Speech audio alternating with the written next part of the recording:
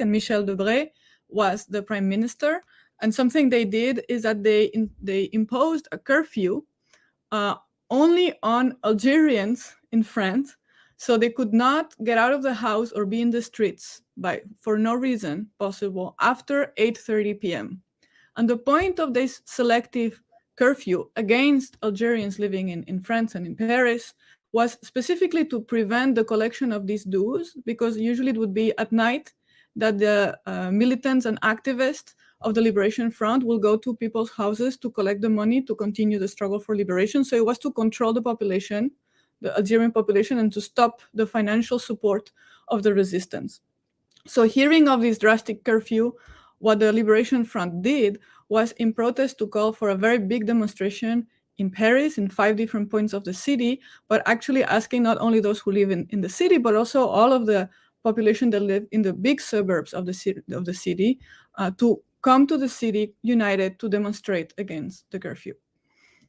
Oui, parce que le montant de l'argent qui était récolté par le FLN était considérable, considérable. C'était ça qui permettait d'acheter les armes en Algérie, qui permettait de nourrir les populations, d'aider les prisonniers aussi. Il y avait beaucoup de prisonniers. Donc, c'était un enjeu considérable pour le FLN, pouvoir continuer à récolter cet argent.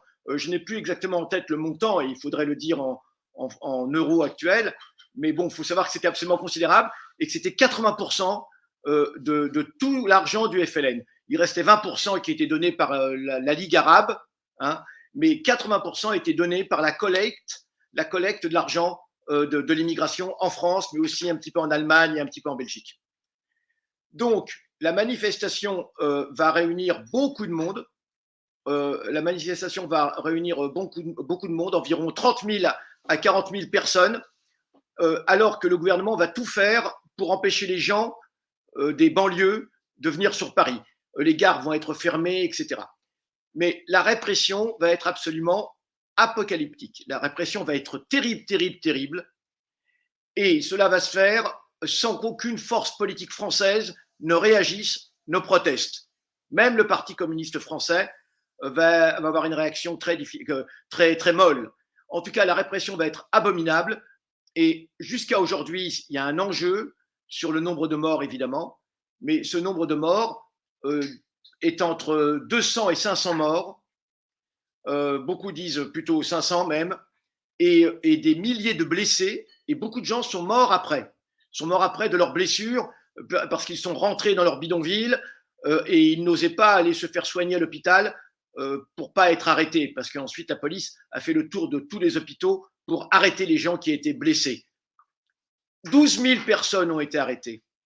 Donc je dis bien, entre 200 et 500 personnes tuées, 12 000 personnes arrêtées et gardées pendant plusieurs jours dans les stades, contrôlées, sans nourriture, sans rien, sans hygiène, pour essayer de trouver parmi eux ceux qui étaient les commissaires politiques du FLN.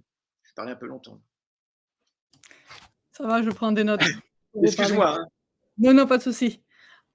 So Youssef was telling us that we cannot underestimate the importance of this financial support that was given by the Algerian immigration in France and in Germany and other countries. Because with this money, that was the money that allowed the Liberation Front to buy military equipment, buy guns, but also support all of the political prisoners of the liberation struggle, and also buy food and all forms of material support for the cause of independence.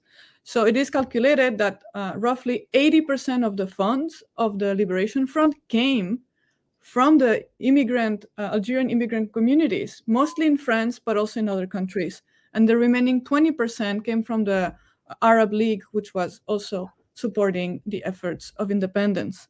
So what happened exactly in this demonstration of October 17th, 1961, was a very large demonstration. It's calculated between 30 and 40,000 Algerians marched in Paris, knowing that the government did everything to stop the participation of the Algerians that were coming from the outside of the city for the working class neighborhoods, popular neighborhoods that we call the banlieue. Could be equivalent of the ghetto in the US, right? Like racialized communities. So they close the train stations, they prevent circulation, people arriving to Paris. But despite of those efforts, there was a very big demonstration And there was also a huge, tremendous, violent repression of this demonstration. This repression that no French authority ever recognized that it existed. It was kept out of any possible reporting or acknowledgement. There was no reaction of any political force in the country to at least say what had happened. Even the French Communist Party had a very mild reaction to the massacre. And we use the word massacre because Youssef is telling us that although, of course, we don't have the exact number of how many people were killed, it is calculated that between 200 and 500 Algerians were murdered by the police that night. And not only we had between 200 and 500 people murdered by the police, but we had 12,000 Algerians arrested by the police, illegally detained, most of the time in huge stadiums, kept there for days to be interrogated because the police wanted to find out who were the true leaders, who were the ones working directly with the Liberation Front. And they were also being deprived of food and all the basic necessities, right? So this is what happened that night and what is being asked today to be recognized, acknowledged, and dealt with. Thank you. C'est le plus grand massacre. Oui, pardon. Oh, thank you very much, Blanca. We're wrapping up this round and we'll come back, of course, in the second round. And welcome back, Dr. Abdulhadi. You were missed, believe me.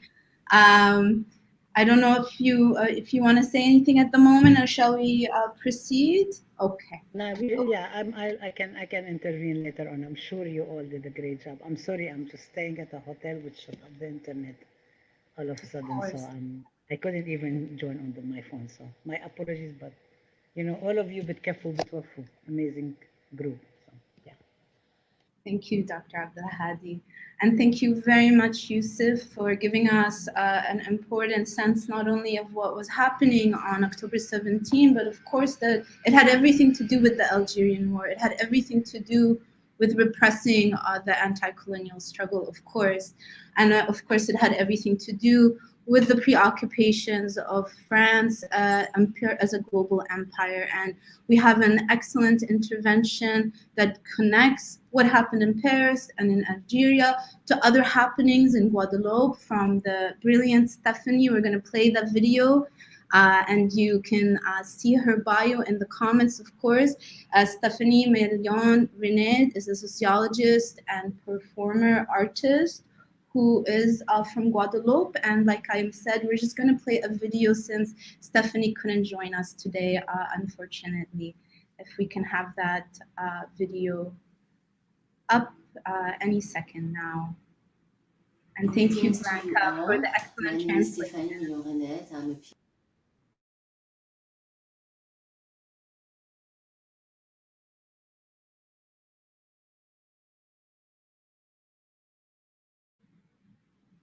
Okay, just taking a minute to load, it seems. Just so you know, Salim, we can't hear it.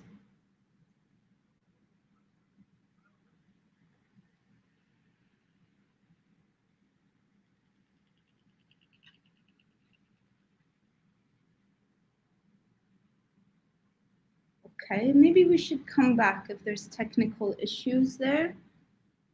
It seems to be the case today. The internet is conspiring against us not to hold this important event, but we're obviously going to persevere. We're all known as pretty tough people that way. So we'll come back to the video by Stéphanie, and maybe what we'll do is we'll skip ahead to our next speaker. If I could ask you, Blanca, to perhaps step in at this moment and just very quickly to introduce you. Aside from being an excellent on-the-spot interpreter, Blanca is also assistant professor of French in the Modern Languages and Literatures Department at San Francisco State University, and many other things, of course. And again, you'll see the complete bio in the comments. So please go ahead, Blanca. This is for about 5 minutes. We welcome you to touch base on the history of what happened in '61, and of course that link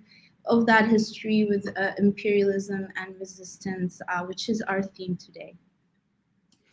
Thank you so much. It's very important for me to be able to speak here because I do teach in a French language department. And so it is important when we learn the history of France and the language that we do it from an anti-imperialist perspective.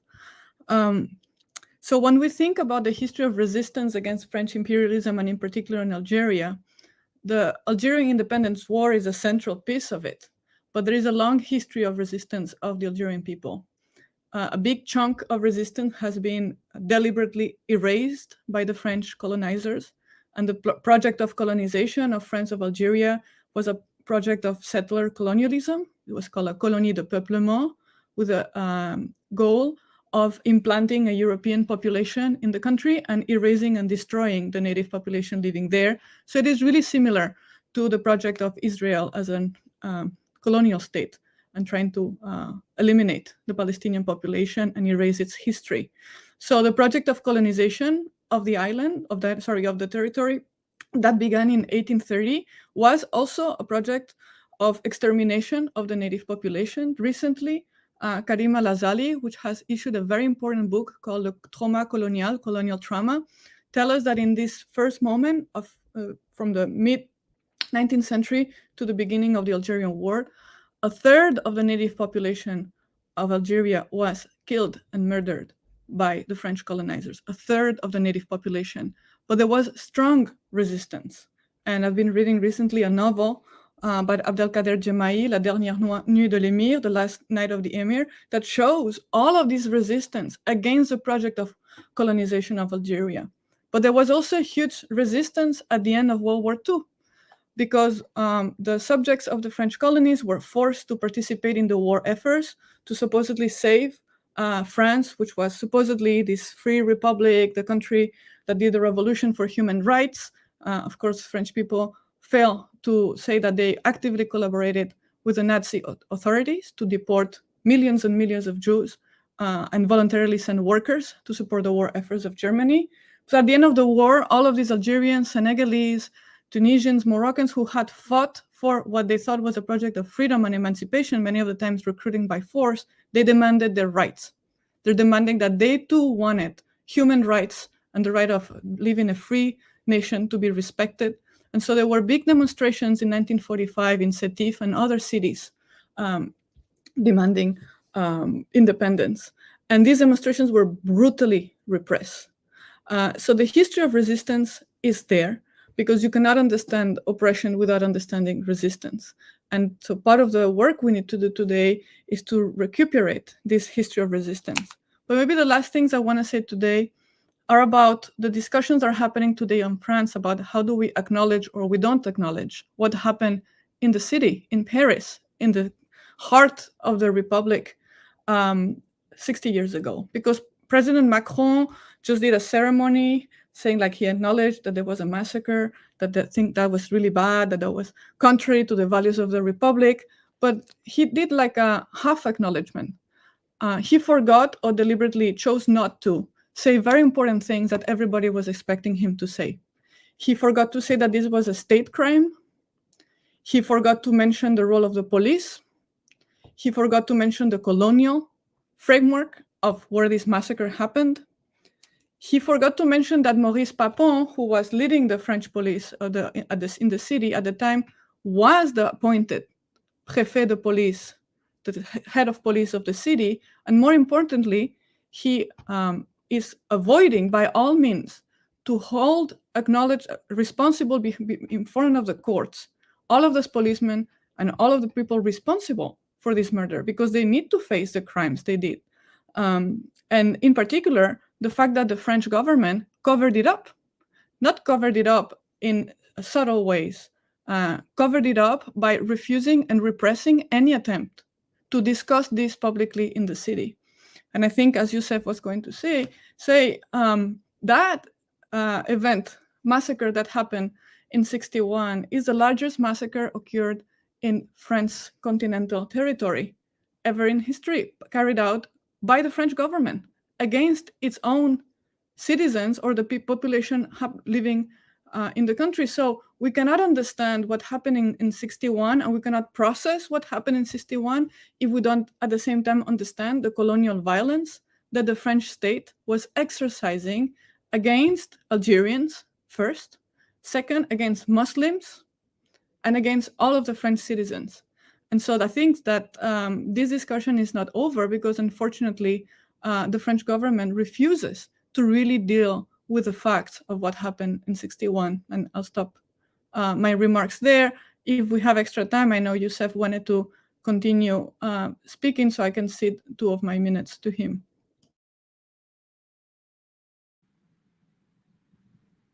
Youssef, you're muted. Yes, yes, please. En français. Oui, tu as exactement dit ce qu'il fallait dire. J'ajoute simplement que la responsabilité n'est pas que de Papon. Pendant longtemps, on a dit c'est le préfet Maurice Papon, c'est le préfet Maurice Papon. Ce que je dis, moi, en même temps, on a fait un petit peu de recherche, il faut aussi de l'histoire, et il est évident que ce massacre se fait sous la responsabilité de Michel Debré et du général de Gaulle, qui tous les deux avaient intérêt à ce massacre pour des raisons différentes, hein, au niveau des négociations d'Évian, pour pouvoir négocier à Évian en position de force. Michel Debré, lui, était complètement opposé aux négociations, mais le général de Gaulle a laissé faire cela, c'est indéniable. Personne en France n'ose mettre en cause le général de Gaulle aujourd'hui. Et pendant trop longtemps, eh bien, on se contente de dire que le responsable, c'est Maurice Papon, comme si le préfet de police aurait pu prendre une telle décision. Hein. Ensuite, de Gaulle, d'ailleurs, a poursuivi, a maintenu Maurice Papon dans ses fonctions. La deuxième chose que je voulais dire, c'est que les Algériens qui ont été tués, en fait, ce sont des Français d'origine algérienne. Parce que depuis 1958, tous avaient la citoyenneté française. Donc l'erreur, enfin qui est faite volontairement par Macron, en plus dans son communiqué de l'Élysée, c'est de dire que ce sont des Algériens. Non, c'était des Français d'origine algérienne. Ça veut dire que c'est un État démocratique qui a tué ses propres citoyens de façon horrible. Ils ont été noyés dans la Seine, pendus au bois de Boulogne, abattus avec la mitraillette, etc. Et ce qui est grave, c'est que le gouvernement refuse de reconnaître cela pour évidemment éviter des poursuites au plan international. Ça, c'est important de le dire. Donc voilà, c'est un gouvernement qui a massacré ses propres citoyens, qui ne veut pas le reconnaître 60 ans après, et évidemment pour ne pas avoir de poursuites. Voilà. Yeah, so Youssef is adding that usually the person who's held responsible now by Macron from this massacre is Maurice Papon, who was the head of police. But actually, one cannot imagine that Papon would have decided this on his own without having the explicit authorization and the cover of the Prime Minister, Michel Debré, who was publicly opposed to any form of negotiation with the FLN to end the war, and without de Gaulle knowing. That is to say that their political responsibility is very important. They need to be acknowledged. That de Gaulle, the president of the Republic, and Debré were also complicit of this crime, that they were using this massacre to increase the relation of forces during the negotiation. And it's still impossible today to point the finger at de Gaulle and say that he had something to do with this. And the second thing Youssef is sharing with us is that we need to understand that those murders were occurred against French citizens, because the Algerians, immigrants who were living in France, were granted citizenship in 1958, French citizenship. So they all were also French citizens. So we have here a situation where a state is murdering its own citizens and refuses still today to recognize that they were French citizens murdered by the French police in order not to have to face the consequences of such actions. And just like some things that Youssef said, that the way that they were murdered was also very brutal. And they were not only shot at, sometimes they were hanged, sometimes they were thrown wounded to the river, so they were drawn in the river. So it was a very violent and brutal repression and murder. Thanks.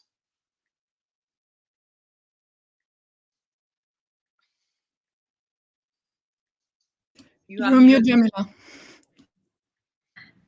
Thank you, Youssef, for adding that important point. It's very, very vital to make sure that we don't make it, as the French state wants, about a single man. This is a political system. This is a political project, and it's not about the mayor or the prefect or what have you whatsoever. So at this point, what I'm going to try to do is play Stephanie's video one more time. Again, it's a very important intervention, very important to think about Guadeloupe in 67 in relation to what happened in Paris in 61. Okay, it looks like it's working, so let's go ahead. Thank you, Salim. Greetings to you all. My name is Stéphanie Melyon-Reinette. I'm a PhD sociologist and artivist. I'm a choreographer, performer, and writer. I'm honored to be part of this panel, and I would like to thank Rabab Abdulhadi and Jamila Ghaddar for coordinating this venue. And I would like to thank as well Hassan Mezine for recommending me for this encounter. So May 67, May 67, as we say in Creole, this is how this episode is evoked in our history. We can see here the expression of a psyche wounded by years of oppression, bondage, subjugating violence. In 2018, I was asked to partake in a venue around those events in the shape of a film projection and a performance. So that was a documentary of Guadeloupean filmmaker Mike Horn entitled Mai 67, Ne tirez pas sur les enfants de la République, was broadcast in a retirement home with the hope that we will have a very interesting, enriching exchange about this event. This was a disappointment as the seniors attending were stricken by amnesia, not because of their advanced age, but as a consequence of the violence of the massacre, a kind of PTSD effect. When elders are asked out about this period, they will say that they do not remember it, that they do not know about it. However, they would have lived in Guadeloupe during these events. So what are the facts? In the 1960s, Guadeloupe and metropolitan France can be observed since the end of the Second World War, with the emergence of nationalist movements in the so-said Third World.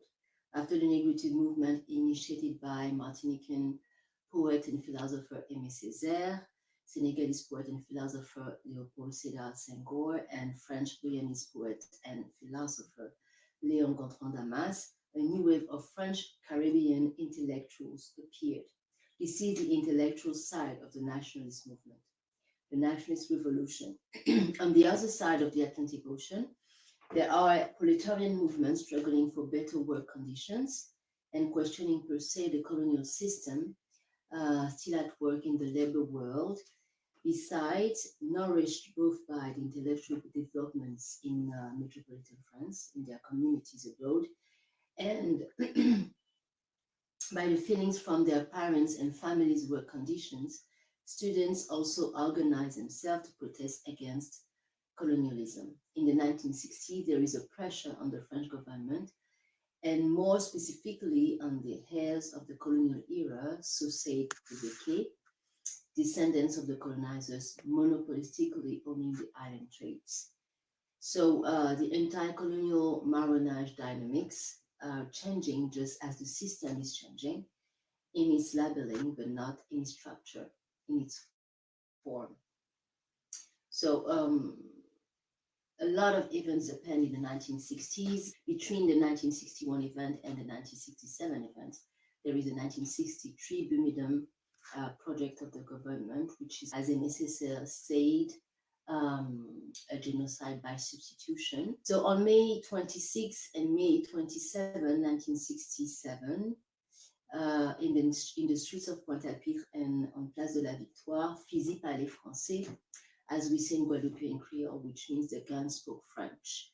A very colorful expression that says that violence is always the work of the genocidal colonists. The French state puts an end in blood to a demonstration of workers demanding a salary increase of 2.5%. They showed us like rabbits, told me this old man sitting outside at the gerontological hospital of Pointe-à-Pitre, refusing to watch this documentary relating the fights of May 67. which we projected for them, for us to remember all together. We did not know that we were inflicting torture on them. We rekindled a wound so deeply buried that its mere mention brought the facts back to an unbearable vividness. On Place de la Victoire, in Pointe-à-Pitre, a large fresco recalls the massacre. This is the imprint of a story that we never want to forget. And this is really interesting because this is something that is redundant in our history. Each time there is a big strike and big revolts in Guadeloupe, which is something that has happened, I mean, many times. For example, in 2009 with the general strike that lasted 44 days, or in any case, for example, recently with the COVID-19 crisis, a lot of militaries were called in Guadeloupe to repress the demonstrations. And this is something that each time there is a strike in Guadeloupe, there is a recall, a reminder of what happened in May 67. And generally speaking, we hear the activists or the militants or the nationalists say that the French government will send Marbleau, which is the Creole word for the military police, la gendarmerie or CRS. I think that it's correct to say that those are events that are intrinsically linked regarding the French history. First of all, history is a continuum, despite the willingness of the French government to abolish memories, to abolish history. It was more of an erasure of history from the consciousness of the colonized and colonizers, at least of their descendants. It is impossible to obliterate facts and we say memories. Colonialism is embroidered in the lifestyles and the administrative structures of our society. Because time is also a form of colonization. In this history, this part of our history is enslavement, May 67, and all the repressions that we've lived are still really vivid in our memories and our daily lives. So, because it's only 173 years since the abolition of slavery, and I would say that we are French citizens, I mean, considered French citizens since 1946, which is not even a century yet. This is quite clear, the link that can be made between October 17, 1961 and May 67 in Guadeloupe. This is a history of repression and terror by the French government. Thank you for this opportunity to have a more pedagogical approach of May 67, and I would say an opportunity to make that part of our history best known abroad and for ourselves. Thank you. Thank you, Stephanie. Wherever you are, really appreciate it. Really appreciate all your amazing flexibility getting this video to us on such short notice. Just to connect this important intervention to some of the earlier comments, like Youssef mentioned, the people massacred in Guadeloupe were also French citizens. This is the murder of French citizens by the French state. And also, as is the case with the massacre in '61 in Paris of Algerians, many of the police, many of the politicians were originally were also in Algeria itself, were trained, operated as police in Algeria, including the governor of Guadeloupe at the time, Pierre Boulet, who earned himself a fearful reputation for his role in the brutal French violence against the Algerian resistance in Algeria itself. And so at this point, I'm going to move on to our next speaker. We're so glad to have you with us today, Felix. Felix is assistant professor at the University of California at Irvine, historian, African diaspora who specializes in and African American history. And of course, you can find bio in the comments. I know there's a bit of sound. I think that might, okay, I'm gonna try muting. Hopefully that'll go. Hi, thank you all for having me. And I just kind of, what I'm going to talk about is going to echo a lot of what people said, but I'm going to start it a few centuries in the past. And this is how a country like Haiti, at one time the French colony of Saint-Domingue, is connected to a place like Algeria, some 7,500 kilometers, 4,700 miles apart. And it's French colonialism that unites the Caribbean and Africa and North Africa in these ways. And I want to point out that French colonialism has two major tropes that we should follow that lead us to 1961. First is silence, erasure, or basically a cover by French notions of humanism, democratic practices, inclusivity. And the second is the violence. French colonialism, like all colonialisms, are violent endeavors. So when Ami Césaire writes discourses on colonialism, and he compares, he says that Hitlerism is the conclusion of the colonial project. He is correct, except that when he writes that, he has not seen the worst of French colonialism that the Algerians and the Vietnamese will come to know. But French colonialism begins in the early part of the 17th century in Martinique and Guadeloupe, and the first victims of this violence were the indigenous populations. And the French, in a tie of the military, the government, and economic interest, worked on a propaganda machine that went to describe these indigenous people as, quote, savages, as needing the Western civilization to bring them into the future. Tropes that we'll hear across and across. And of course, immediately they conduct a genocide or part of the larger European genocide of the indigenous Americans in Guadeloupe and Martinique. And the practices there, they take with them. They rule Martinique, for example, and Guadeloupe by violence. And whenever the French are threatened, or they imagine themselves threatened, I should say, they reply with total violence. And this becomes the norm. French colonialism in the Caribbean explodes with Haiti, then the colony of Saint-Domingue, which becomes a French possession at the end of the 17th century. Now, Saint-Domingue becomes one of the richest colonies in the history of the world. It is known as the Pearl of the Antilles, the Pearl des Antilles. And this is based on the labor of enslaved Africans. And I don't want to exceptionalize what happened on Saint-Domingue plantations, but French slavery was a particularly violent affair. Slavery in general, the chattel slavery of Africans in the Americas was a particularly violent affair.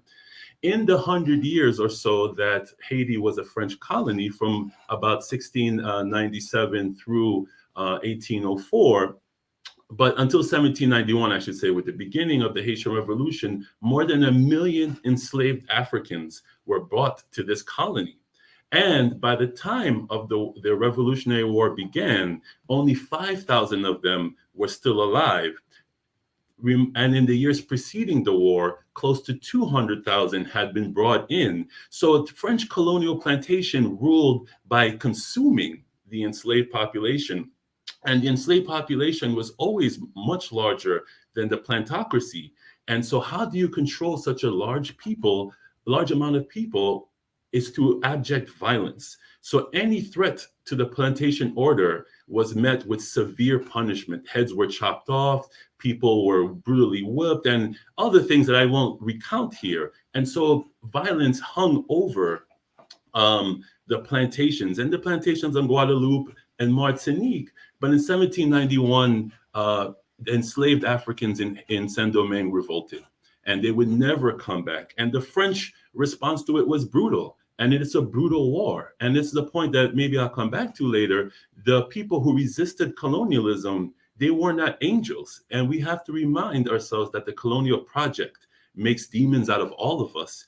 And so the resistance was brutal. And that France broadcasted to the international. Yet the violence of the plantation slavery was silenced. In fact, the whole Haitian Revolution has been silenced, and we can talk about Michel Roth-Touilleau's book, Silencing the Past, and we're talking about silencing. But something happens along the way.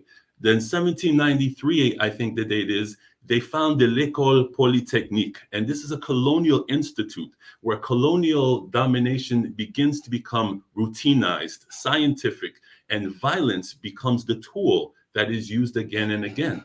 So when Napoleon sends troops to Haiti, Leclerc and Rochambeau, with the idea to reinstate slavery, they proceed to attack the Haitian population. Now, even those who supported even those who supported the French presence in the colony, they began to kill indiscriminately. And this is what made the opposite sides come together to overthrow the French. And this is the project that they came to instill in 1830 when they arrived in Algeria. And this is the same mentality, and I'm skipping a lot here, that when Papa came in 1858 was the culmination of this, that they put down what they perceived to be a threat to French people with abject violence, to remind the brown citizens that they need to stay in their place and not be a threat to the state. And I'll leave it there.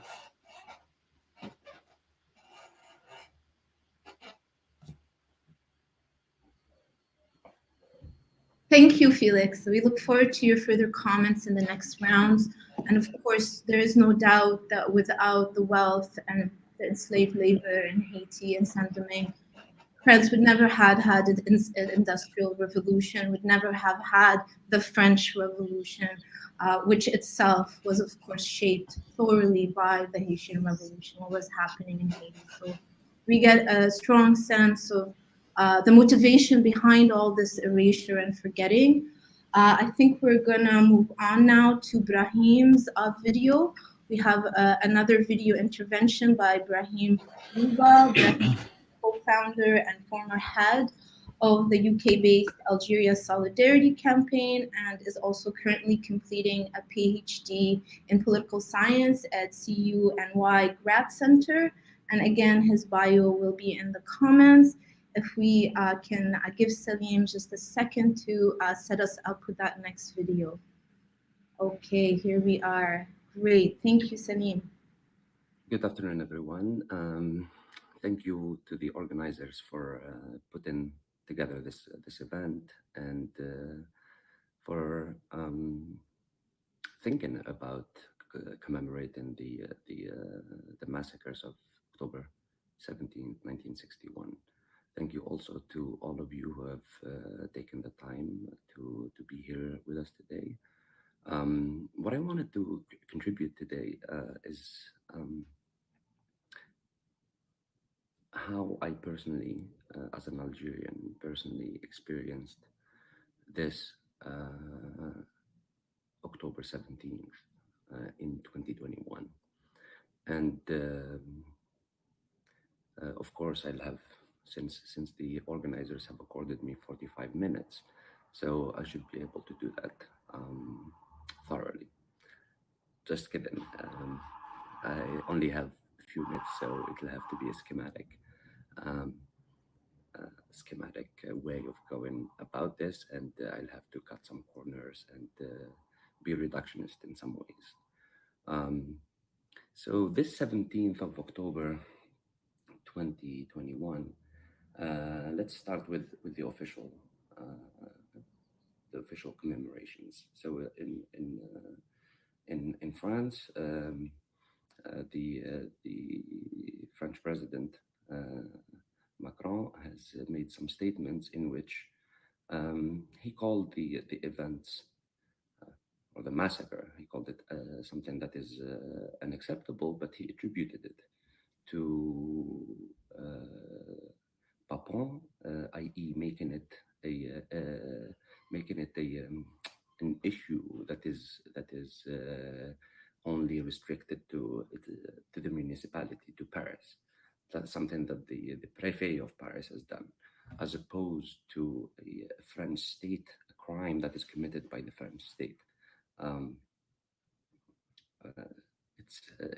It is obvious that something of that magnitude could not have happened without the green light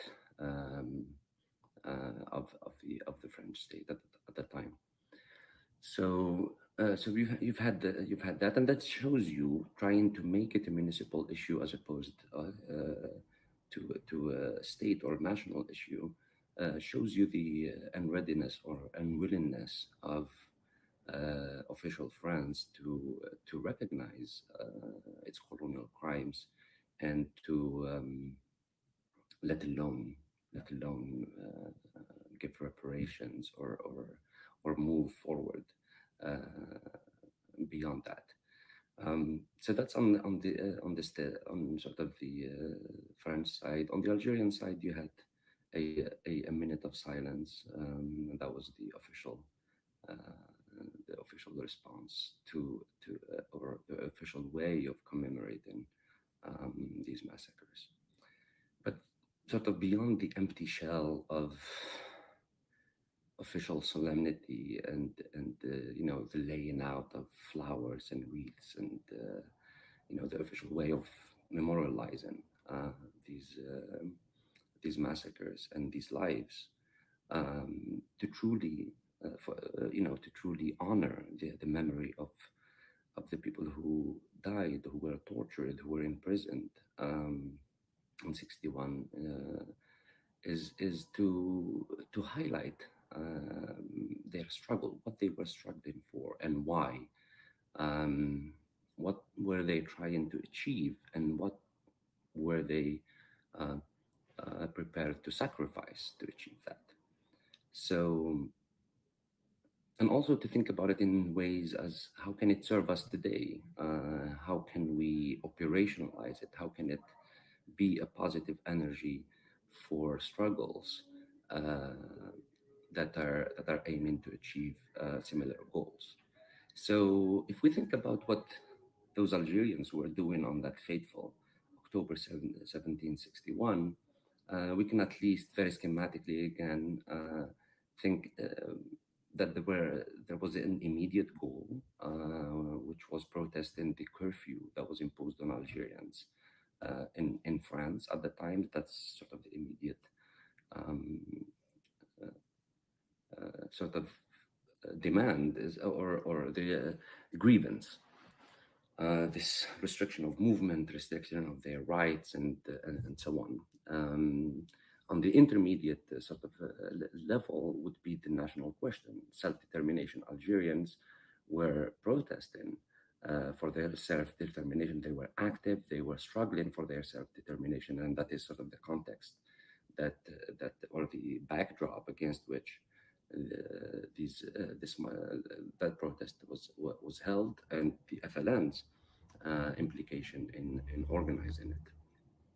The third and larger sort of goal is to assert their humanity and their right to enjoy their humanity and to live dignified lives to the full. So the colonial response to that was violence. Violence, arrests, shootings, torture, imprisonment, and drowning in the Seine in Paris. And so what also we can take out from or extract from the colonial response is its DNA, the organizing idea behind it is a denial, an attitude, a denial of the humanity of colonized peoples. They are not treated as humans. This is a statement on their humanity, or actually the lack thereof, and a denial of their right to self-determine, to decide for themselves, and to live in the world, in a world of their own making. And the third would be their freedoms, freedom of movement, freedom of speech in this case, and so on. So for Algerians today, for the past, some of you might know, for the past over 2.5 years, Algerians have been in the streets to dislodge a military oligarchy, a comprador military oligarchy that is French-backed and foreign-backed, and which continues to deny Algerians their right to self-determine, to their humanity, and to their freedoms. So on October 17th this year, Algerians were banned from marching in the streets of Algeria to commemorate this massacre. On October 17th, in fact, the Algerian Coast Guard is accused of drowning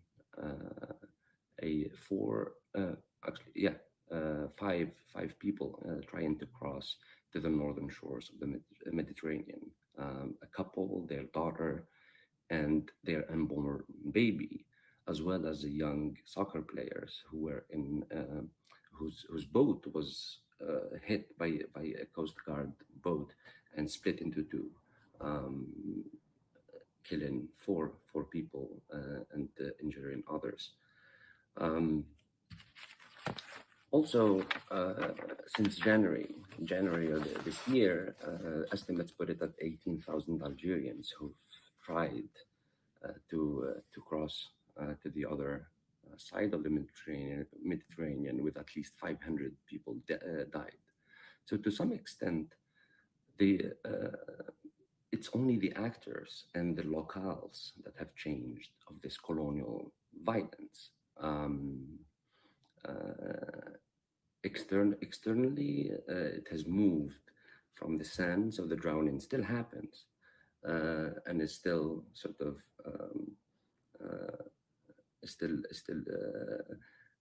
a policy or a way of dealing with Algerians and colonized peoples more generally. But instead of it being in the Seine in Paris, now it happens in the Mediterranean.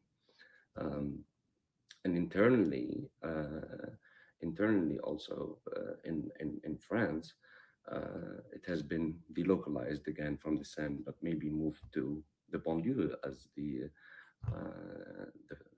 picture in front of you that demonstrates. So Algeria today, its resources, natural resources like gas and oil, are still largely controlled by French companies like Total. Key airports and infrastructures are run and hence controlled by French companies. French automobile industry is kept afloat by the Algerian administration and equipping the repressive apparatuses. Algeria's airspace is open to the French military and other militaries to maintain African neighbors under the yoke of colonialism. And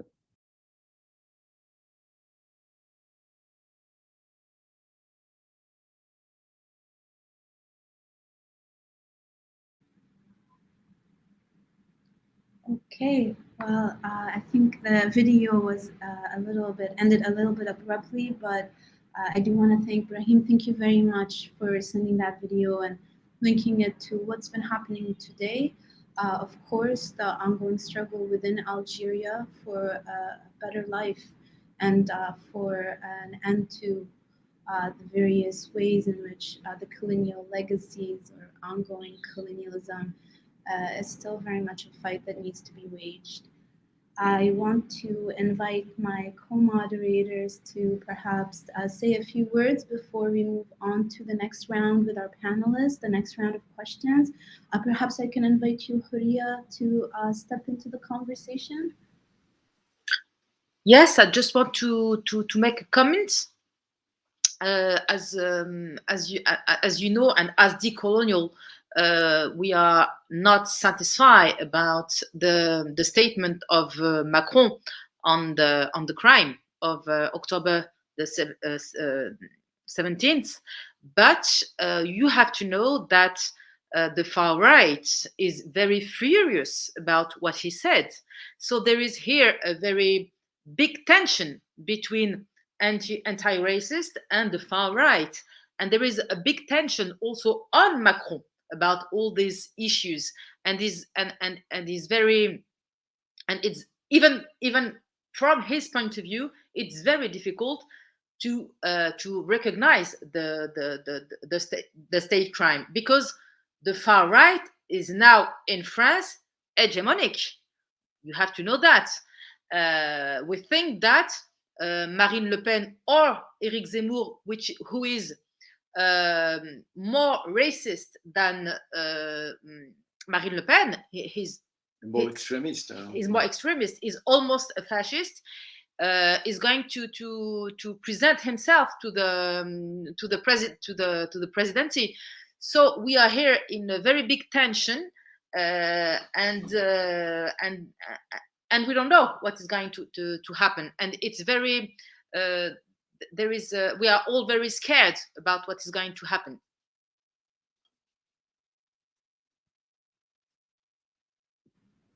Thank you, Houria. It's very much a living question right now. The politics of memory in France.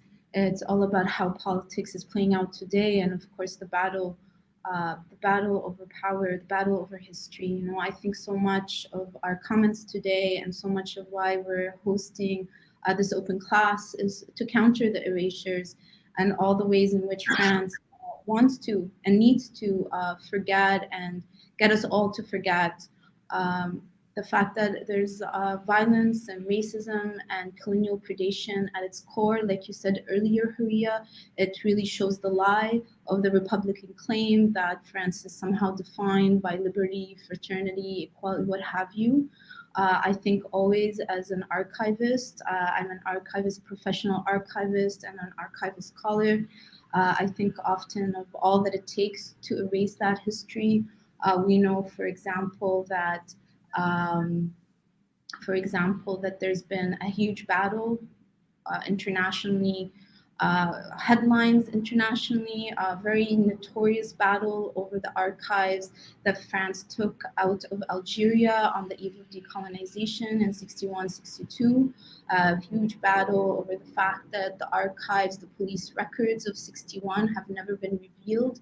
And of course, that was the case with all the archives as France was leaving all of its colonies in the 50s, 60s, 70s. Of course, that was the case as all the European powers were leaving the colonies, their various colonies, Britain and Kenya, Dutch, what have you.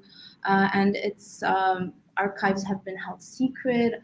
Archives have been destroyed. It's just one aspect of a larger campaign that includes media manipulation, censorship, official denial, outright secrecy, killing people to erase these histories so that we can't think very clearly, for example, about the fascist threat in France today. And the fact that there's nothing exceptional about that kind of politics in the so-called republic. I'm just offering that as part of also emphasizing why it's so important to have you all here with us. We know what happened in 61 because of activists and historians and people like yourselves who have told the story against the official lies. And of course, teaching Palestine, this class is part of that. It's part of that intervention. And everyone in the audience here with us today is participating in that resistance, the counter narrative, the counter archive. And so perhaps I'll turn it over to Rabab for any comments, Dr. Abdulhadi as well.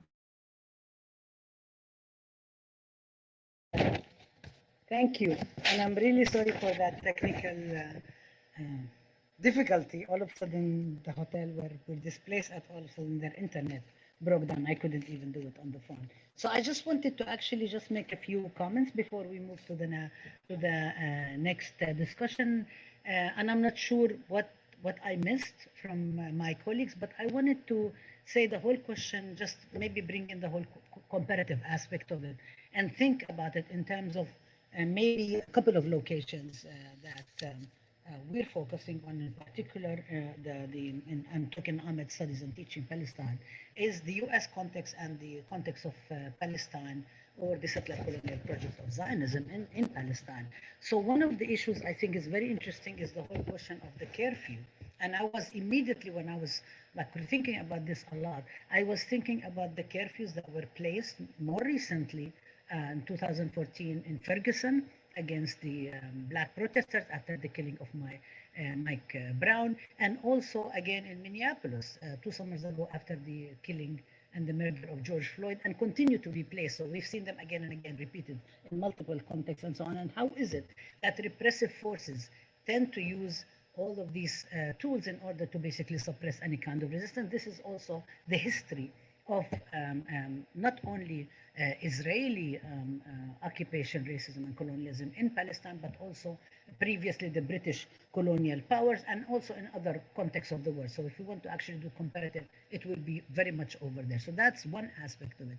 The second aspect of it is the ways in which they tend to minimize numbers of victims. Part of it has to do, which is the lack of value of life, that which Fanon talks about a lot, and many people talk about it, and people talk about it in their experiential knowledge of indigeneity and colonialism, classical colonialism and settler colonialism, in the ways in which the value of the people, the indigenous, the communities of color, the people on the ground and so on, is not ever seen as valuable to the lives of the members of the colonial group and so on. So there is always minimization of the numbers, but it also has another very important material function, is that in a way to kind of say we're so humanitarian, we're so civilized, we're so better than everybody else, we don't kill. And we've actually seen that again and again.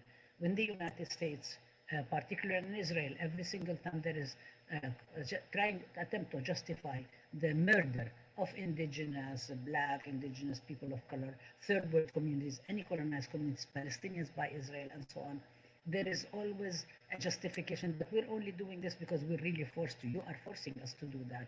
We would never have done it, but because we come from such a more civilized context, and you come from a more quote-unquote savage context, we are trying to save lives, but you actually never save lives, which also speaks to what Felix was talking about in terms of the ways, the violence, what kind of violence, and maybe we can talk about that a little bit later. I think it's an important issue. Maybe the third point is the whole question of the archives and the whole theft of the archives. You spoke about that, Jamila. People spoke about it again and again, and I can also talk about the history of theft of archives, not only by colonial powers and also France. I mean, the whole question, there is a debate going on right now, not a debate, actually a demand by artists for all colonial powers to return the art that they've stolen. Again and again and again, there is France, and Macron tries to pretend that he is the most sort of like liberal-minded and so on. And I'm completely agree with what Youssef and Houria said about Zemmour and Marine Le Pen and so on. It just still, I mean, the way in which in that you either actually stop completely against racism, colonialism, and the xenophobia and the killing of indigenous and communities of color, or you actually go along with it and try to show that you are a better, sort of like a better model for that, but also continue to reproduce this, which is quite problematic. But I also want to point to the ways in which historically also Israel has stolen the archives. They're actually now trying to prevent the discussions of the Deir Yassin massacre in 1948 as they declassified the archives, but also they stole the archives of the Institute for Palestine Studies in 1982 during the invasion. They've stolen before. Abu Jihad Museum for Prisoners Affairs at Al-Quds University, one site where we went during the Teaching Palestine delegation 2018, which houses products and writings and notes by prisoners. At that point when we went, the director told us, who's a former prisoner, spent 10 years in prison himself, Dr. Abul Hajj, he said that there is at least 100,000 pieces of works that belong to Palestinian prisoners that Israelis refused. Israel prison authorities refused to actually release to Palestinians. I have more things, but I want to only stop now at a couple of points that Youssef, you mentioned the whole question of the money and the dues. And this is also the question of how criminalizing it becomes by colonial power, by repressive power, by suppressive authorities to actually prevent communities to contribute to the well-being of other communities. Meanwhile, this so-called charity that might be given by France or by the United States or by European Union or US AID, US Agency for International Development, is seen as if it is the best thing that has happened and as if they're doing it as charity. But the solidarity among communities and so on is completely prevented. I don't know if you talked about this. I'm not sure if I missed it or so on, but and if you did, forgive me. But I wanted to also point out to the ways in which the French state has crushed the big protest in February 1962, a few months after the massacre against Algerians, and they basically killed 8 or 9 protesters. It was a protest that was organized by the Communist Party, other Socialist Party, and other groups, and so on. They crushed it, and it was against fascism. They crushed it, and then in response to it, the left organized a very massive funeral arrangements, which drew 500,000 people. And this was also, I mean, the fascist was also against Sartre and so on.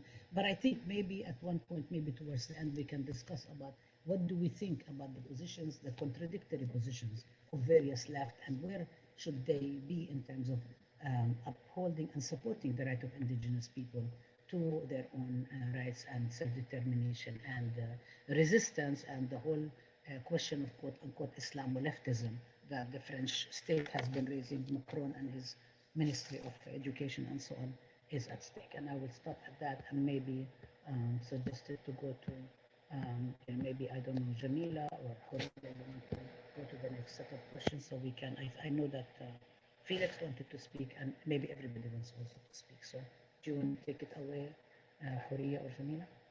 And then, yeah. Okay, thank you, Rabab. I'm gonna ask Felix to go next.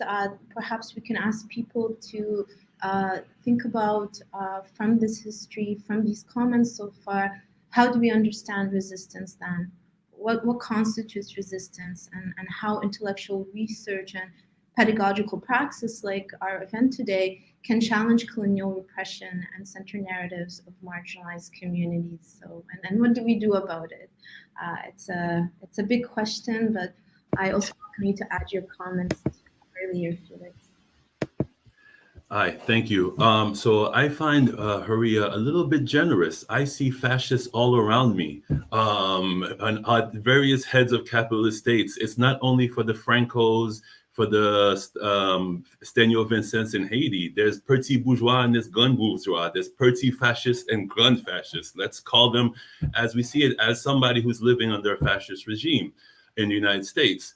And I think also we have to take a turn on colonialism, because colonialism has this over there quality to it. You have to cross the sea, you have to cross an ocean, and in that time, events can get distorted, diluted. But beginning after the First World War, you have colonial people in the metropole. And so now this becomes a threat to the metropole from the beginning.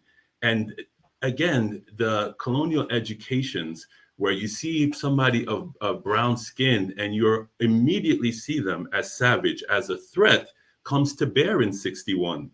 Because anytime more than 2 brown people, North African, Central African, wherever, come together, it's an assault. And so this is why you get what you have in 61. And the answer is this. It's no question that Papon, I don't know if I'm pronouncing his name right, was a veteran of the Algerian War. They brought him here for a reason, to enact this violence on people whenever more than one get together. This is what it is. And the last thing, to touch on the questions as to why is it the fascists are running and not the left, there was a question from the audience. It's because the people are afraid. Colonial racist education makes you afraid of the others in your presence. And so, of course, they want a fascist to cut off the power, the presence, the numbers, the ability of the other to express themselves, whether it's religiously or other. And this is why I think this has a rise. The same thing here, where you had a Trump that emerges on this sort of specious ideology of a Browning of America. And Trump is on that because now the other is showing at your footsteps. And if you all didn't see it, and I'll end here, a few weeks ago, there were Haitians who were being whipped at the border, like in the days of slavery, because they had transgressed and had re-entered the United States. And so this is what violence does in the metropole. You know, violence in the colony is something that can be hidden and quieted. In the metropole, it must serve a function of having the ideology of preserving the metropole as a white space. I'm gonna invite Blanca to give our comments next, and then we'll go to Brahim and Youssef, I think. Thank you. Yes, I have so many things to say about our role here. I do think that one of the contributions that is important that we make is to understand how some of the big difficulties today in France to solve, even, for example, the fact that in France, even to say that there is Islamophobia, there is a debate around it, it's like mind-blowing, right? Like people argue about it, like it. So how people can be so blind, right, to something that is so present. And so we do need, it's a little bit like the same discussion with Zionism, right? So we need to ask, how do we make that visible then, right? And that means reconstructing this repressed history, right? Because if you're speaking of the fact that a state can kill its own citizens because they're Muslim, right? And don't recognize them as citizens, meaning that you cannot be French and Muslim at the same time, right? You're already like doing this separation of identity and this incompatibility, right? It is done by the French government during the colonial period and during the Liberation War. And so the debates we have today need to be articulated to this dichotomy that was established by the Republic and not really addressed. And therefore has to question what is the nature of this Republic. Something that, you know, when I teach anti-colonial French history, I teach a class on social movements. There is something that is really puzzling about at least the 20th century of France, but we could also say the same thing about the 19th century, is that it is so-called a republic that has lived in state of exception so many times. For example, the fact that the censorship law that was instaured in France in 1955 made it that a lot of positions were not able to be articulated in the public space. You could not take a stance for Algerian independence in the public space, in the news, in the press, in the publications, in the universities. How many books were censored, right? Like the book La Question by Henri Alec, but there's so many others. There's so many others. Films. So what kind of democracy is a democracy where French citizens cannot express and debate things publicly? The most important things that they have to be debating, they cannot debate. And so that's the whole history, I mean, you could say, of the 20th century. And then I think that needs to be reckoned with, because the fact that we cannot have these debates today in France, I mean, apparently we're having them, but in fact, we're not having these debates. What we're having is like violent fascist aggression being displayed 24/7 on television and all the mass media, making everybody intimidated, like, you know, like there's two sides here and they're out for you and they're out to kill you and the state is out to repress you. And so the state of terror, like, is a colonial terror that is being installed in the French population today. So that's something very important, because I do think we have a role to articulate a space where we can have discussions about how this republic has been constructed. And there are some folks who are trying to do it in France, for example, that counterpose the idea of a republic to the idea of a colonial culture, and the fact that the republic has had, since the beginning, it's been a colonial republic. And how do we deal with this? And that this is still a colonial republic, that the Minister of Education was a Minister of Colonies in the 19th century, like Mr. Ferry. Like, so all of these things need to be part of the same package, and we need to be able to explain and discuss this. There is another thing that is, of course, very clear to us, is that the trauma of colonization is not something that can be repaired just with a few statements. And we're really used here to the hypocrisy of administrations, be it the administration of our university at San Francisco State or governments, to just say a few words and think that then we can move on. And I do think that words are important. We are asking for words, but we're also asking for actions. So the question of the politics of reparations and what reparations means concretely for those living today in the French state, but also those having suffered and been victims of colonization. Those are very important discussions today. And there are also, again, in that domain, symbolic actions the French government is taking, like restituting a few artworks that were like destroyed. I mean, the entire museum of the Louvre or the Quai Branly, which is a scandal that it exists, should be completely restored to, right? So that is also a conundrum that we have to deal with. And so teaching, doing the research, uplifting the voices of those who have been erased, but also creating a space where we can really analyze what is the nature of this so-called republic and this so-called democracy and its inherent intrication with colonial violence is very important. And, for example, recently I watched the documentary by Raoul Peck, Exterminate All the Brutes. And I do think that should be, that kind of like everybody should watch that in public school and discuss that before even discussing the great democracies and everything like that. We need to inherit this legacy and deal with it. So I'll stop there because I'm sure the other speakers here are going to have way more eloquent things to say, but I wanted to share how I envision the work we need to do, especially those who have the responsibility of teaching in a public institution like me. I don't want to be rude. I just want to say that, yes, reparations are important.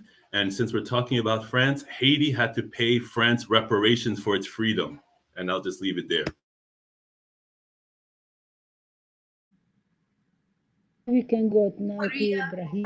Oh, I'm sorry. Go ahead, Jamila. I don't know if Houria wanted to say something because it was, yes. If you want now or later. Yes. Yeah, go ahead. Yes, just a few words. I agree with Felix when he says that white people are always afraid. Each of us is a threat to them. And I understand completely the fact that fascism is a response to this fear. Absolutely. But in the same time, we have to acknowledge that for the first time, this fear is based on something true, because they are declining. They are really declining. France is declining in Africa. The power of France is declining everywhere. And I think that fascism is also a response to this decline. I don't know if you heard about the French African Summit here in Montpellier last week. It was crazy. It was crazy because Macron is completely conscious that the French power is declining in Africa because of China, because of Turkey, because of all other capitalist countries, okay? But Frenchness is not as powerful as before. And I think that for the first time, this fear is based on something true. But my fear is that when they are declining, it can be very dangerous for us, much more dangerous for us. And if you I don't know if you know about all the discourses that are occurring here in France, it's like in the 30s. They are completely free to say everything about Muslims, about Black people, everything. The racist discourse is now all every time in TV shows. So I think that this moment is very dangerous. Is very dangerous, and the problem is that the left is so weak, and it's not the left is not only weak. The left is complicit. So and there is no political movement, decolonial political movement, who is strong enough to fight. So in this context, I think things are going to be very dangerous. Yes. Thank you, Houria. Brahim, can I invite you to add any comments for 2 or 3 minutes? Sure. Yeah, there's a lot to talk about: resistance, praxis, narratives, and all. I'm aware that the video was a little bit long, but I just wanted to the part that was not shown. What I wanted to say by listing sort of the ways in which the colonial relationship continues between France and Algeria in particular, and Algeria and the global north in general, is that Algerians are aware of the coloniality of their situation. When you have Could you mute Houria? I'm so sorry to interrupt, Brahim. I think that's the feedback. Right. So, when Algerians, on the 57th anniversary of the supposed formal independence, this is in July 5th, 2019, you have millions of Algerians on the street chanting "The people want independence," "الشعب يريد الاستقلال," or chants and slogans such as "Is this a state or a colonial administration?" And bring in parallels with Palestine, for example. That pushes us to think that that the praxis is really has the sort of this massacre of 61. It's not something that's of the past. Its power needs to be harnessed into the struggles that are going on today. Otherwise, we fall into sort of just this memorialization, and so it needs to be taken as a sedimented repository of know-how, of values, of political projects that need to inform our struggles today. By doing that, by listening to what the streets are saying, the slogans, and then we're centering those marginalized communities, that we're actually listening to them. We're taking their lead into what matters to them, into their political analysis. So political analysis and theorizing doesn't happen in the academy. It doesn't happen with people holding PhDs. It actually happens on the streets of Algiers with youngsters who are ultras in football and soccer stadiums. When you have those who haven't read all the theoretical texts, but they come out and tell you that the people want independence, they are theorizing. They are theorizing, and this is theorizing of the highest caliber. Saying that we feel like we live under a colonial administration. So. And also the ways in which sort of the sort of the omnipresence of the Palestinian flag, for example, in these marches, flags, like the Chilean or the Haitian, Sudanese, and the Lebanese flags who have appeared side by side with their Algerian counterparts, especially in protests that were held by the diaspora, the Algerians abroad. That shows you a consciousness that this is a global struggle against colonial structures that have been put into place over the last at least 400 years. And Algerians in the streets, the Hirak movement is saying that this is our contribution, this is our 2 cents to that global struggle. And a statement also saying that we are aware that no one is free unless everyone is. So, and also something that I wanted to add is why I'm trying to make these linkages, and maybe I'm repeating myself with the Hirak nowadays and the movement in Algeria right now, is that there is a realization by Algerians in Algeria that you cannot demand from France, from colonialism, from imperialism, you cannot demand respect. You cannot demand recognition. You cannot demand restitution of archives and so on. You cannot demand repatriation or reparation. You should impose them. So Algerians need to break the legs of colonialism in Algeria and create this space for both Algerians inside and outside of Algeria, as well as other racialized communities that they can call home.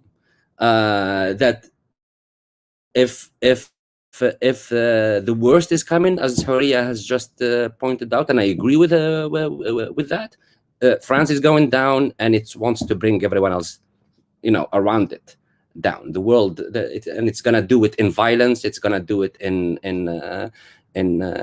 tyranny, and the most affected are racialized communities within France. So Algerians are trying to decolonize Algeria, making it a space that can be called home by the wretched of the earth. Thank you, Brahim. Thank you very much. I'm going to turn it over to Youssef to wrap us up before Dr. Rabab closes the event. Toujours en français. Hein. Ouais. Blanca, s'il te plaît. Oui, je suis d'accord avec tout ce qui a été dit. La France traverse, et ce qu'a dit Houria tout à l'heure aussi, la France traverse une période extrêmement difficile. C'est difficile pour les Français, mais ça l'est encore davantage pour les Français, ce qu'on appelle les indigènes. Ça l'est davantage parce que nous savons que ce qui va se passer, nous sommes au cœur de tout. Nous sommes au cœur de tout. Nous sommes l'objet même de la campagne électorale. L'objet de la campagne électorale en France, il ne porte même plus sur les politiques économiques, ne porte même plus sur les retraites, ne porte même plus sur des questions de lutte de classe, porte essentiellement sur l'immigration et sur l'immigration musulmane et particulièrement algérienne, parce que la guerre d'Algérie n'est pas terminée en France et on l'a su, on s'en rend compte tous les jours, nous avons grandi là-dedans. C'est-à-dire qu'après le fascisme, après la Seconde Guerre mondiale, il y a eu ce qu'on appelle la dénazification. Même si cette dénazification a été superficielle. Il n'y a jamais eu de décolonisation, des mentalités, des esprits. Donc le prisme colonial est toujours là, profondément. La guerre d'Algérie, l'indépendance de l'Algérie n'a jamais été acceptée dans ce pays. Et donc, ce n'est pas étonnant que ce soit à nouveau les Arabes, les musulmans, mais je le dis précisément les Algériens, qui soient la cible aujourd'hui des politiques les plus réactionnaires, les plus fascistes. Laisse Blanca répondre. Oui, je vais laisser Blanca un petit peu dire un mot, après je terminerai si vous me permettez. Yeah, so Youssef saying that he agrees with the remarks that having made that France today is going through a very difficult period that is hard for French people, but specifically hard for what we call the indigenous population, the indigènes, who have been put at the center of the ongoing electoral campaign, because we're not talking anymore about what are the best political policies to be implemented. We're not talking about the retirement reform. We're not even talking about the class struggle and social issues. We're just talking about immigration, and in particular, Muslim immigration, in particular, Algerian immigration in France. And this is because, as Youssef says, the Algerian war is not over in France. It has never been over.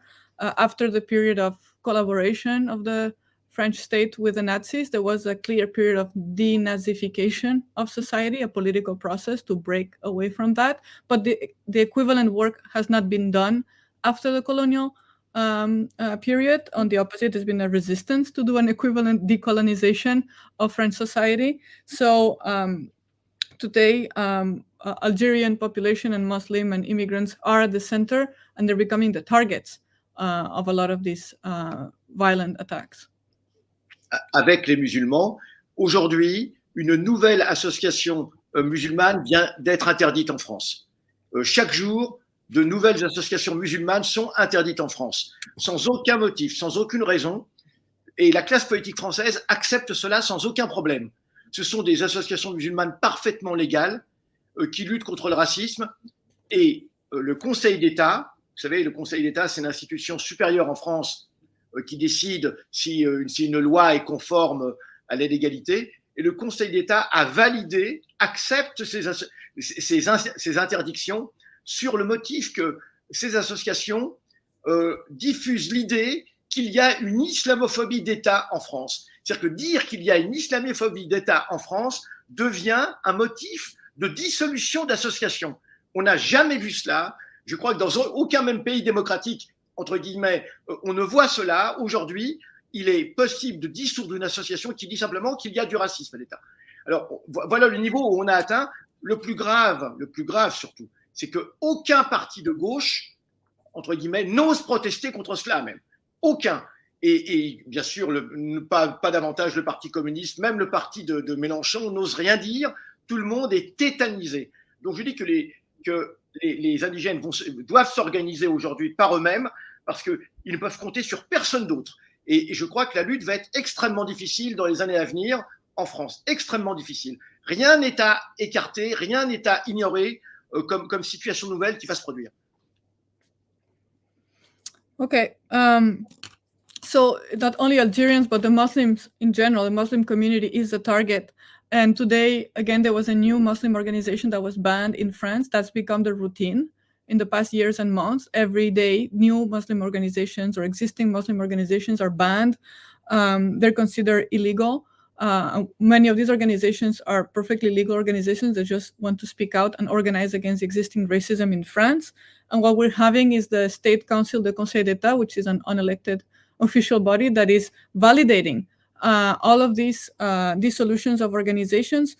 Because if, as an organization, you make the claim that the French state is carrying out Islamophobic policies, those are the grounds to be disbanded as an organization. Just to make that claim is already a ground to be disbanded and illegalized in France. And that is actually never seen before in the history of France, but not in the France of the so-called democracies. Like, it's unimaginable, that criteria to disband, illegalize community organizations. So the worst is that no left-wing parties are speaking up against this. They're remaining silent. Even the Communist Party or the Left Front that is head by Mélenchon is not speaking up against this basic violation of law, because they're terrified. They're terrified of what is coming. So Youssef is saying that it seems like Muslims, immigrants, racialized immigrants are left on their own to fight this. And it's going to be really hard times ahead. And we cannot rule out what will happen. But it seems like this is where things are heading. Houria, do you want to add anything at this moment? Thanks, Blanca. Thanks very much, Blanca. Yes, just to say that I'm very pessimistic, but in the same time, we saw in the last few years that there was everywhere in the world, in the South in particular, a lot of demonstrations fighting liberalism, fighting imperialism, all over the world, in Africa, in the Arab world, in South America, in Asia, and in Algeria. And I think that as decolonial, we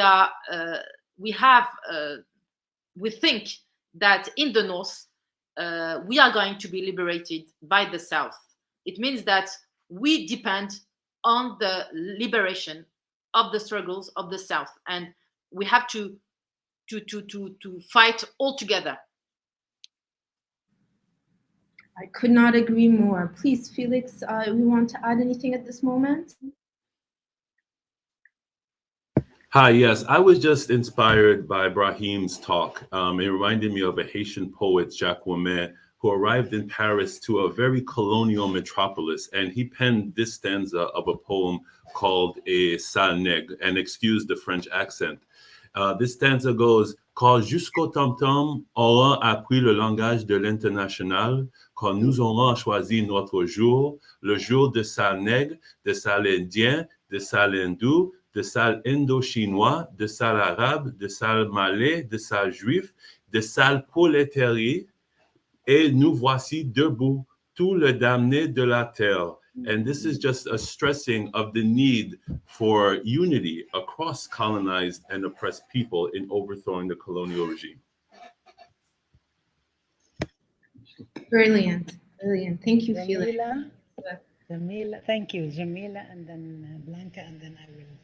Thank you. That brought a smile to all our faces, Felix. Thank you.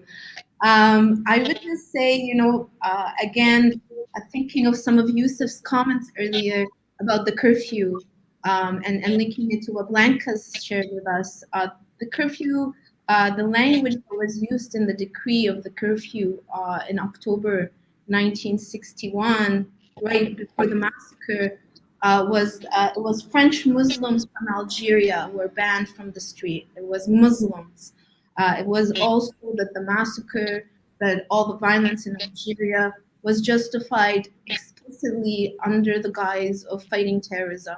There is no doubt that there's a million parallels in terms of U.S. policy, in terms of also, the entire war on terror. And I'm not going to suggest that it's exactly the same in France, but the question of terrorism, fighting terrorism, we see it here even in Lebanon, where so much can be justified under the guise of fighting terrorism, where you can have protesters shot in the street and it's okay because it's about fighting terrorism. It's about the scary Muslims.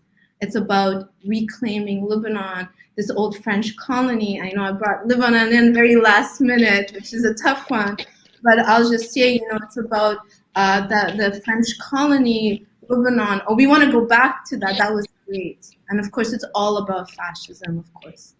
That was a bit of a general statement, but I'll end here. Thank you. Okay, so I'm just going to say a couple of things in my role as participant, not only a moderator, co-moderator. I wanted to say a couple of things. I mean, I agree with a lot of the stuff that's been said. Before actually we wrap up, I wanted to also point out to a campaign. I spoke about prisoners, so I want to point out to the campaign to free George Abdullah, which is ongoing now. So people sign up, register, and be sure. And this is one sign of the fascism of the French state, and I won't continue with that. The second point I wanted to say is that just to underline, and I know we agree with that we are making differences between whiteness and white people. So we're talking about a perspective. But I also was thinking about a couple of issues that what Brahim, you said about the whole question of what's going on in Algeria and the colonial legacies, and you likened it to Palestine, and the question of actually recruiting native informants, which you spoke about, Youssef, but you did not have a chance to continue talking about that. So there is also, they're constantly recruiting people from our own ranks to sort of like stamp and give rubber stamp to whatever is them. And then they present them, they say, here are the people, your own people are saying so and so and so. And we know this is not the case because they really don't represent the will or legitimate concerns or the histories of the people. But again and again and again, it continues. We see it here in the US, we see it here, we see it in France and so on. We see it definitely in the persecution and repression of people who are protesting throughout and continue to protest throughout. And which is completely unacceptable, and the fact that it is a problem. Another point, but also about the left, I was on a panel last week at the American Studies Association, which was about the US left and the world. And one of the questions that I was thinking about, because I started talking about the left and I talked about the US left, US Communist Party USA and other leftist groups and so on. And then I stopped myself, even I was presenting, and I presented my presentation and critique of my presentation that when we think of the left, we actually accept the definition of a conventional left, that the left is the only white European left.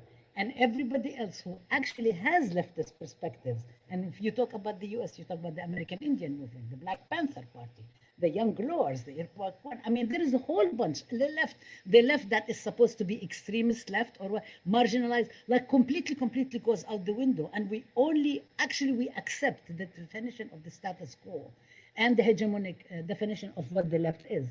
And I think that also in our own thinking, we need to shift that. We need to shift that, we need to challenge it, because what is the left is sort of like one thing that it is acceptable, but also what do we need to think about that? One point about the solidarity with Palestine and so on, it's always all over. And actually, I just want to say that this is how I got to know Houria and Youssef. I mean, there were so many events throughout, I can't remember how many. every single time around Palestine. So on the same with Blanca, Felix partner actually was one of our colleagues on the Teaching Palestine, Mamira Prosper, who has been amazing and actually gave a presentation about Haiti and Palestine in Palestine, and also arranged for us to go to the Caribbean Studies Association conference in Havana, Cuba. So I mean, there is kind of like so many linkages. Why I'm saying all of this stuff? I'm saying it because I have my students coming joining us in 3 classes: Edward Said, Gender and Modernity in Arab and Muslim Communities, and Comparative Border Studies, Palestine and Mexico. And each set of classes actually has specific questions to ask about what does this mean? Why is this really important? What are the issues? I don't want to, and my students are, and our students, our youth, all of us are smart enough to understand what's going on. So we really don't ever want to dumb it down, and we don't want to give sort of like very, very flattening analysis. We want to actually say, how do we understand this? This is why we're raising difficult questions. And we're raising questions that don't necessarily get raised in the classroom. Why would we want to say that? Because we want to think about this an ongoing project. This is an ongoing project. Teaching Palestine, Open Classroom, an ongoing project. So my last words to all of you is that we really would like you to come back. We would like to be able to have more conversations. This is just the beginning. The unfortunate reality is we are mourning and commemorating a massacre that was hidden from history by the powers that be. And it's our job to challenge the erasure and to actually make closed narratives open and public for everybody. So as we do that, can we think about actually even bringing all our classrooms together, not just one event, in order for us to try to create a different future, to challenge the colonial archives, to challenge the colonial master narratives, and not only challenge it in knowledge production, but also challenge it in terms of changing the world. And I want to thank you all for being such amazing, and I'm really sorry about disappearing from the beginning, but thank you so much. We love you. You make it possible, and thank you all for volunteering to bring yourselves. Thank you. Thank you for having us. I appreciate it. Thank you. Thank you all. Thank you, everybody. Thank you. The file continue. Thank you, everyone.